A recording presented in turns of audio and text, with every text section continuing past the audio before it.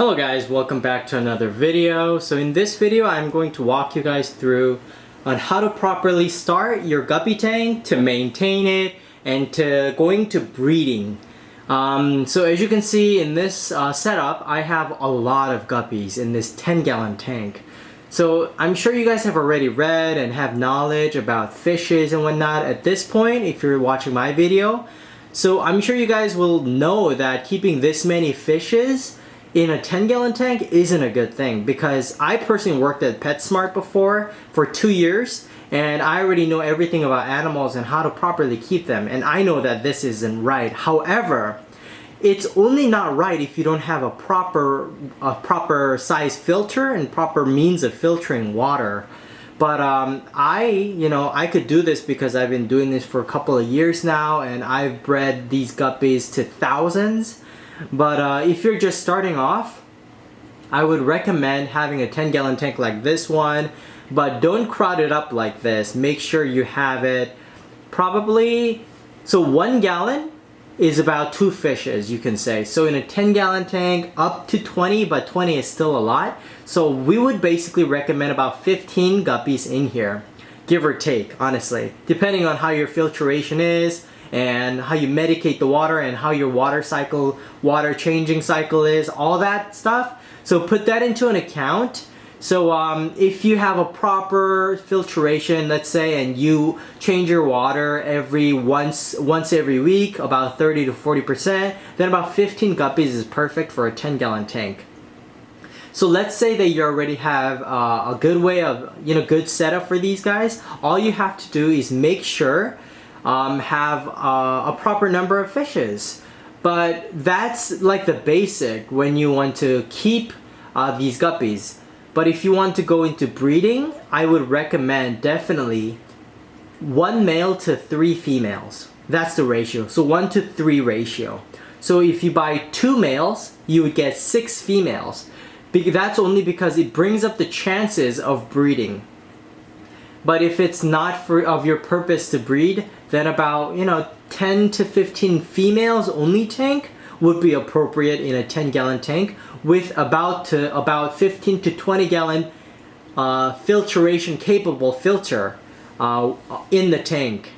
But if it's your point to breed, then honestly having a sump filtration connected to your 10-gallon or 20-gallon is the best way to go. And having those female fishes that are pregnant to be separated in another tank with another kind of filtration is the best. By another kind of filtration, I mean, so if you have a sump tank connected to your 10 or 20-gallon tank like how I have it, your fries are most likely going to go down the drain just like that into the filter, the sump filter underneath or wherever you placed it, and die in the filter, because usually the sump filter contains I personally have 2 UV lights. UV lights literally kill everything, the bacteria and everything. That's why people have UV lights in some tank. But I can do detail information on some tanks in another video. I think I actually did in the previous videos,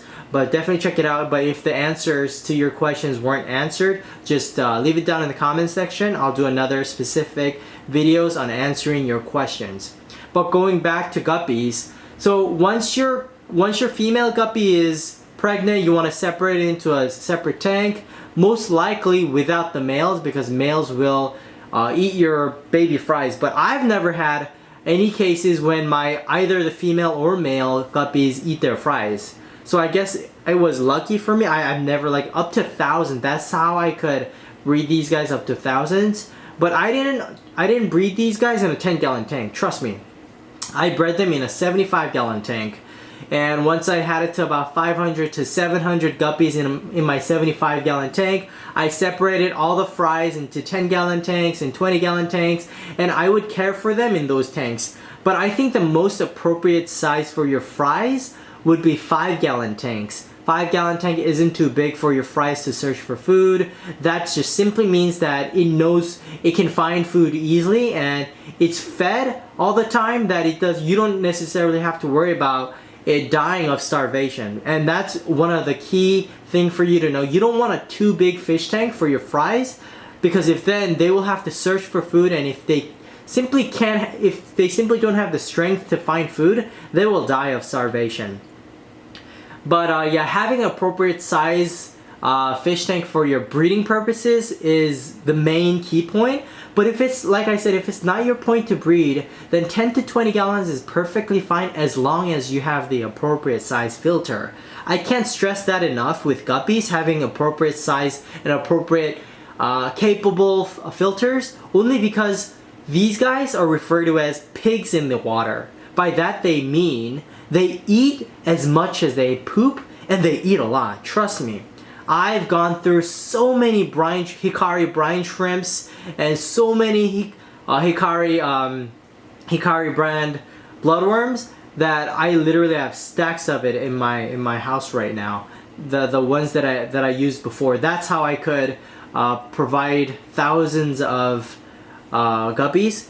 But also, when it comes to food, quality of food is very important too. When my purpose wasn't to breed, I fed them flake food from, you know, the generic brand that you get from Petco and PetSmart. But then I realized that's honestly not the best type of food to give to your guppies if your point isn't exactly to breed. You want the top quality food and top quality kind of food for your guppies.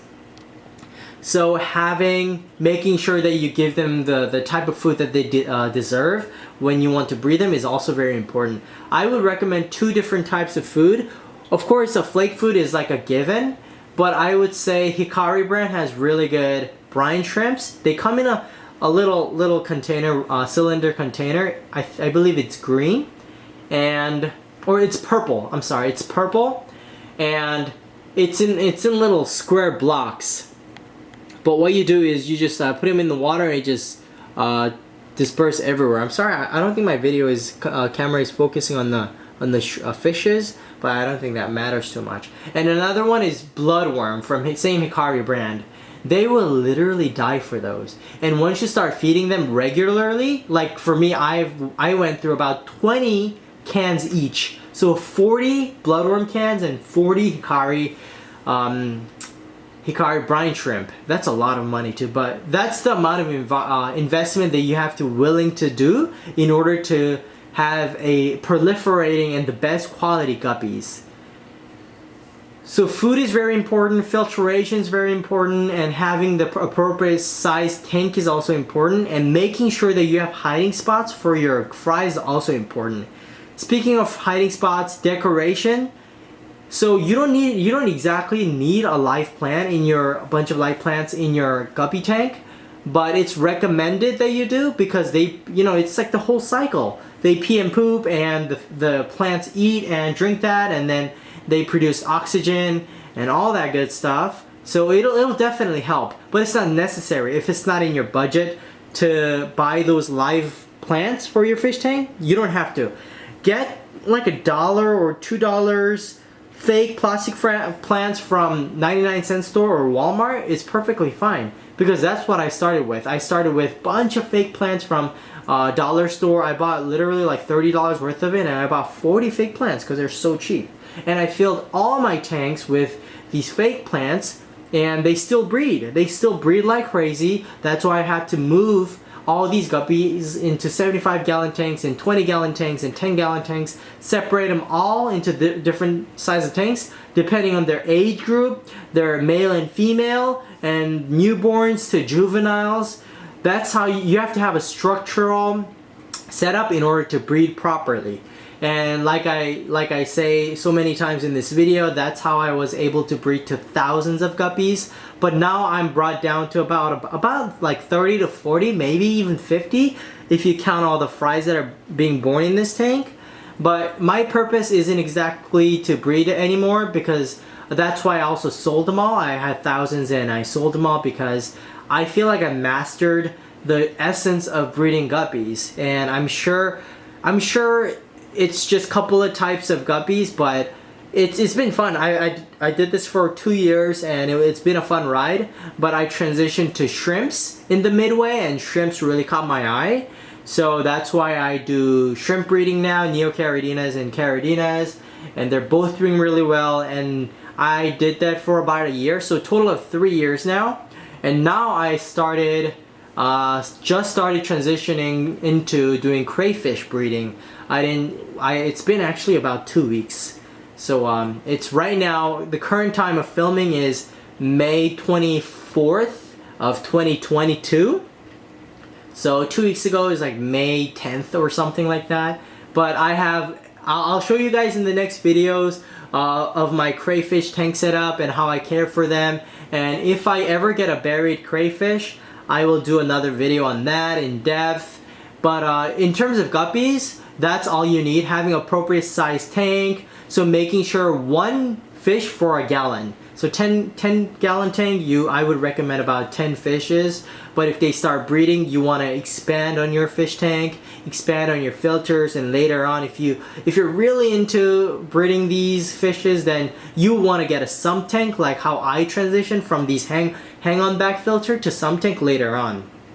Because sump tanks are much efficient, and it doesn't require for you to change your water as often. I don't actually change my water with this tank that you're looking at right now. This one is connected to a sump tank, and it's 10 gallon, and it's connected to a 30 gallon sump tank. So I never do water change in this tank, and I just refill the sump tank water so that it can recirculate brand new water and, you know, circulate the bad water and stuff like that. So really look into sump tanks and do your research on setting up a sump tank if you want to breed any types of guppies or any types of fishes actually.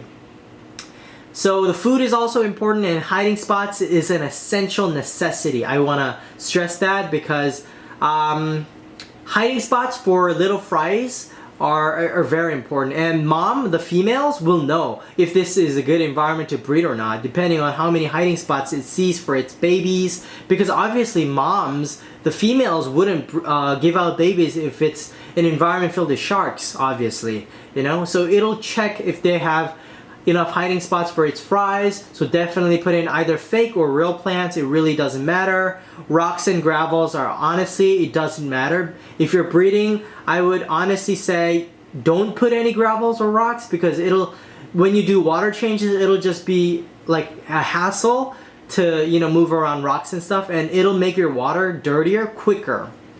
So those are some of the points that you should definitely know before getting into keeping these types of fishes or even breeding. And if you guys have any more questions regarding these guys, just let me know in the comment section, and I'll be happy to answer any questions you guys have regarding these, or I can actually expand and answer some of the questions you guys have regarding breeding guppies and other fishes, because I've done mollies, I've done a lot of stuff, and I'm actually breeding cories now. So I'll do another video on how to keep and maintain cories and plecos and all that stuff in the future.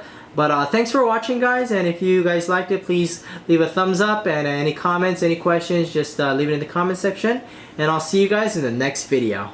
Bye bye.